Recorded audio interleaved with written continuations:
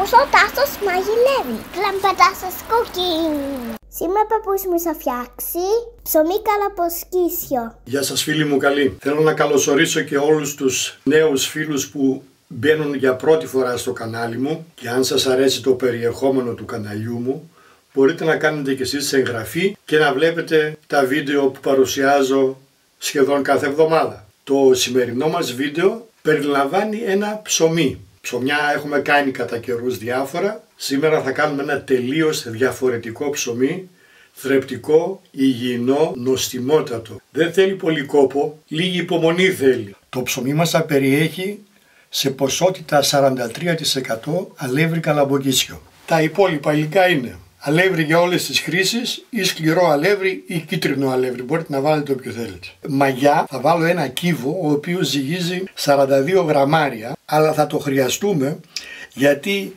το αλεύρι το καλαμποκίσιο δεν είναι όπως το λευκό που ανεβαίνει εύκολα. Θέλει λίγη όθηση παραπάνω. Γι' αυτό θα βάλουμε 42, τέλος πάντων 40 γραμμάρια μαγιά φρέσκια. Αν χρησιμοποιήσετε μαγιά ξερή, θα βάλετε το 1/3 της ποσότητας από τα 40 γραμμάρια. Μια κουταλιά της σούπας αλάτι. Εδώ έχω γιαούρτι αερεγωμένο με νερό. 50-50, μισό γιαούρτι, μισό νερό. Θα χρειαστούμε μια κουταλιά μέλι για να ενεργοποιήσουμε τη μαγιά και φυσικά νεράκι. Αυτά είναι όλα. Να ξεκινήσουμε.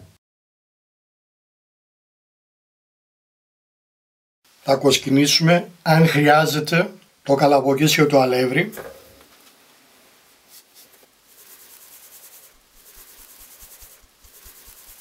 Στο κοσκινισμένο καλαμποκίσιο αλεύρι θα προσθέσουμε το αερεγωμένο γιαούρτι. Εδώ μπορείτε να χρησιμοποιήσετε και ξινόγαλο ή σκέτο γάλα, αλλά ζεστό.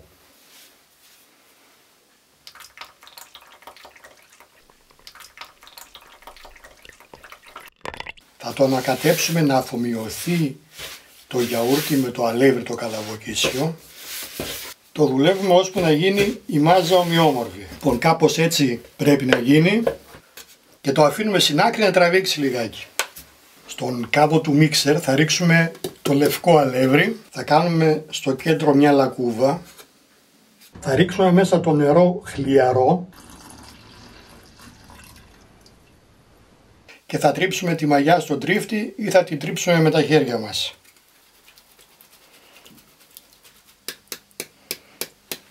Θα προσθέσουμε και μία κουταλιά μέλι για να ενεργοποιηθεί καλύτερα η μαγιά.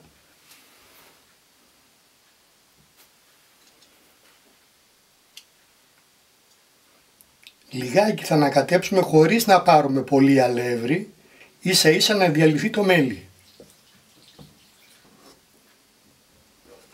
Μια χαρά. Σκεπάζουμε και περιμένουμε κανένα 20 λεπτό, το πολύ μισή ώρα, να ενεργοποιηθεί η μαγιά. Την άφησα 20 λεπτά σε ζεστό σημείο και τώρα βλέπετε το αποτέλεσμα.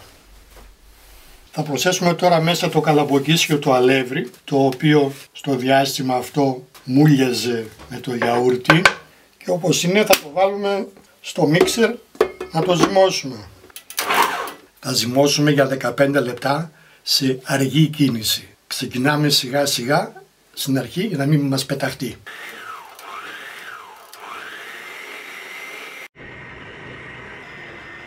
Μόλις περάσουν 10 λεπτά ζύμωμα θα προσθέσουμε το αλάτι και ζυμώνουμε για άλλα 5 λεπτά. Ζύμωσα συνολικά για 18 λεπτά. Το ζυμάρι είναι λίγο κολλώδες, αλλά έτσι το θέλουμε για να μην μας βγει στεγνό το ψωμί. Όπως είναι θα το σκεπάσουμε με πετσετούλα και θα το αφήσουμε για μία ώρα να ξεκουραστεί και να ανέβει. Εννοείται σε ζεστό σημείο. Ο φίλος μου ο Γιάννης ο Χαρονίτης μου έφερε και χοχλιούς μαγειρευτούς στη Φάδο να πιω μια ρακή.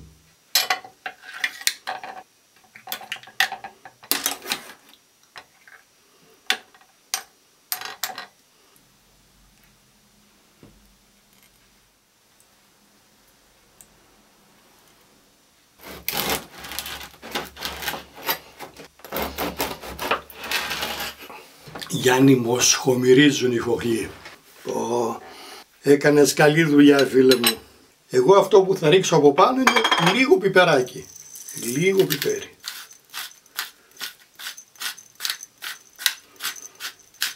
Τώρα να βάλουμε και μια αρακή από του Γιάννη, τη σπιτική.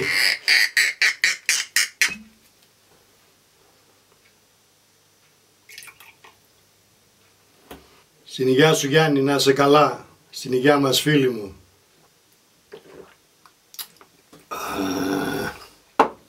Μπόλικο κρεμμυδάκι, πατατούλα μέσα να ρουφήξει τα υγρά. Γιάννη, έκανες πολύ καλή δουλειά. Πάρα πολύ καλή δουλειά έκανες.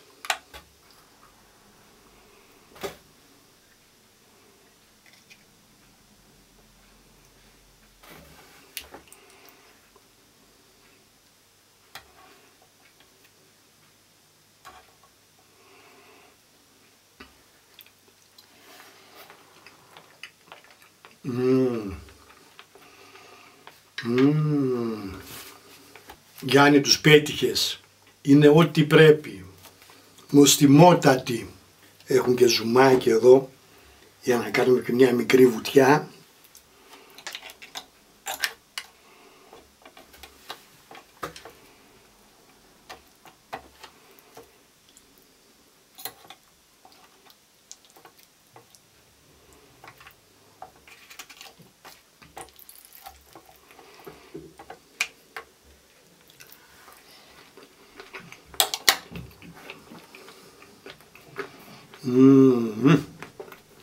Αυτοί οι χοχλοί για να έρθουν εδώ από την Κρήτη αλλάξαν πάρα πολλά μεταφορικά μέσα.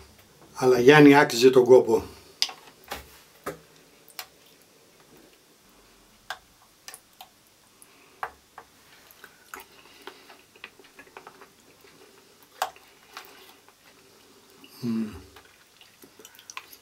Τέλειος μεζές, τέλειος μεζές.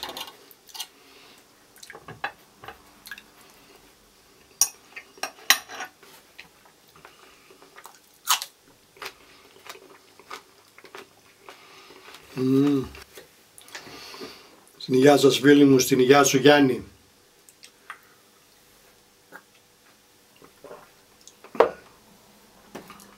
Εδώ το βλέπουμε πριν την ξεκούραση.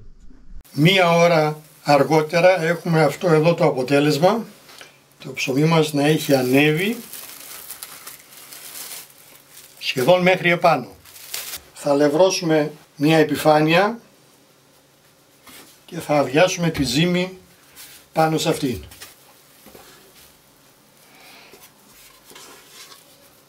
Θα του κάνουμε τώρα μερικά διπλώματα.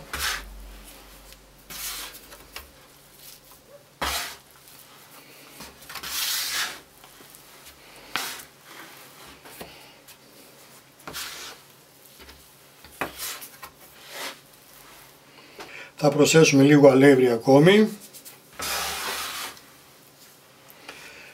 Έχω ανάψει το φούρνο στους 200 βαθμούς στις αντιστάσεις. Αφού το έχουμε διπλώσει αρκετές φορές, θα πάρουμε μία φόρμα. Εγώ θα πάρω αυτή με το τσέρκι εδώ, μια χαρά είναι, και θα τη λαδώσουμε.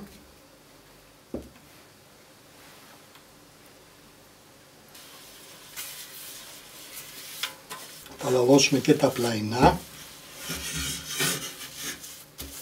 και θα αδειάσουμε το ζυμάρι μέσα στη φόρμα.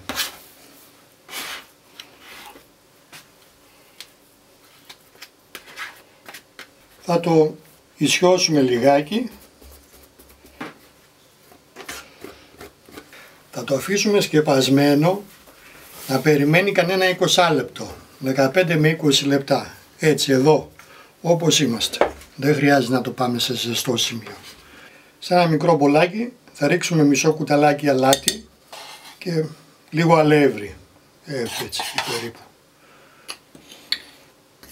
Θα ρίξουμε μέσα λίγο νεράκι και να γίνει ένας αραιός χυλός. Έτσι. 18 λεπτά έμεινε και ήδη άρχισε πάλι να ανεβαίνει. Αυτό τώρα το χυλό που φτιάξαμε θα το περάσουμε από πάνω ένα στρώμα λεπτό, επειδή δεν θα ψηθεί στη γάστρα το ψωμί, για να υπάρχει αρκετή υγρασία και για να μην γίνει τελείως στεγνή η κόρα. θα το περάσουμε αυτό το χυλό. Οπότε στο πρώτο 20 λεπτό που χρειάζεται υγρασία το ψωμί θα την πάρει από το χυλό. Τώρα μπορούμε λιγάκι να το χαράξουμε με ένα κοφτερό μαχαίρι. Έτσι, και πάει για το φούρνο. Θα ψήσουμε για 1 ώρα περίπου, θα σας πω σε λίγο ακριβώς πόσο έψησα. Έτοιμο το ψωμάκι παρακαλώ. Έψησα ακριβώς για 1 ώρα στους 200 βαθμούς τις αντιστάσεις. Το πρώτο μισάωρο ήταν σκεπασμένο με λαδόκολλα. Μετά την αφαίρεσα. Εάν θέλετε μαλακή την κόρα, θα το σκεπάσετε τώρα όπως είναι με μία πετσέτα και θα το αφήσετε μέσα στη φόρμα να κρυώσει για καμία ώρα.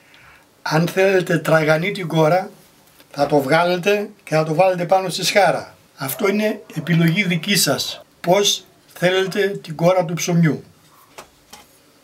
Επειδή εμένα μου αρέσει τραγανή η κόρα, θα το βάλω να κρυώσει πάνω στη σχάρα.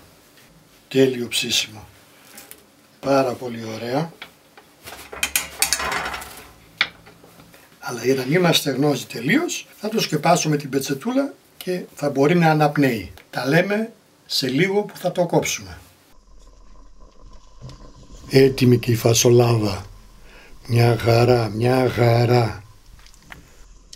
Για πάμε να το κόψουμε. Τώρα έχει κρυώσει, έχει τραβήξει, έχει δέσει.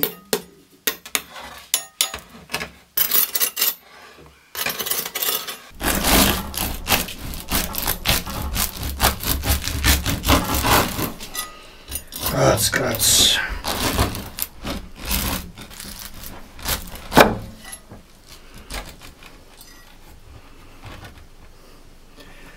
Κίτρινο, κίτρινο.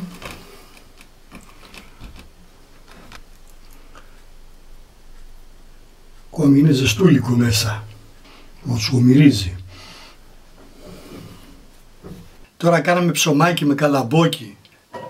Να μην φάμε και μια φασολάδα. Ζεστή, ζεστή, μια και το απαιτεί και ο καιρός. Μια φασολάδα χυλωμένη.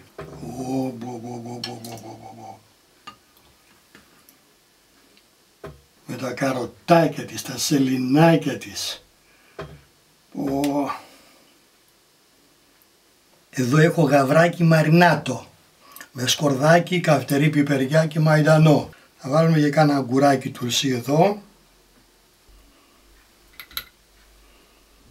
Έτσι.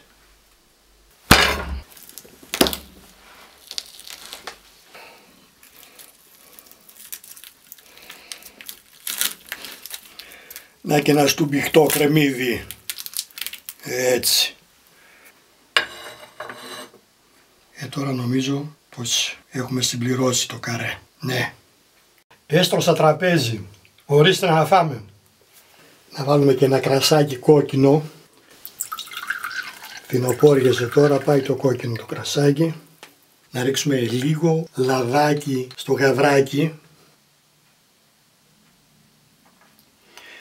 Και λίγο ομό λαδάκι στη φασολάδα. Τώρα νομίζω πως έχουμε απ' όλα. Στην υγεία μας, να είμαστε καλά.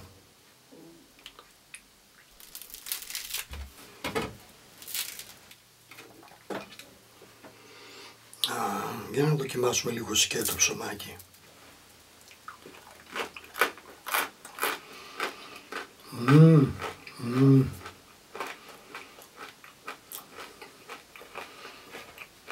Πολύ γευστικό. Ας πάρουμε και ένα γαβράκι. Το κόκκινο είναι καυτερή πιπεριά είπαμε.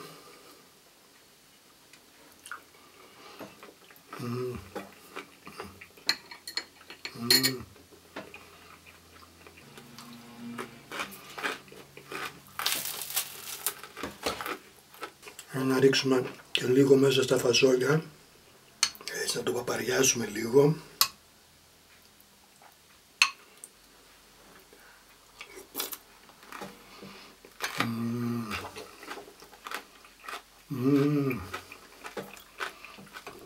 Να πάρουμε και την καρδούλα από το κρεμμυδάκι.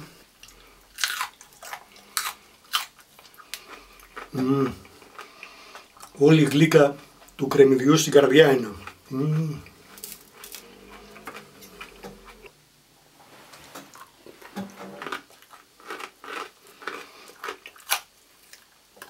Και τουρσάκι αγκουράκι με κρεμμυδάκια μικρά στιφάδου.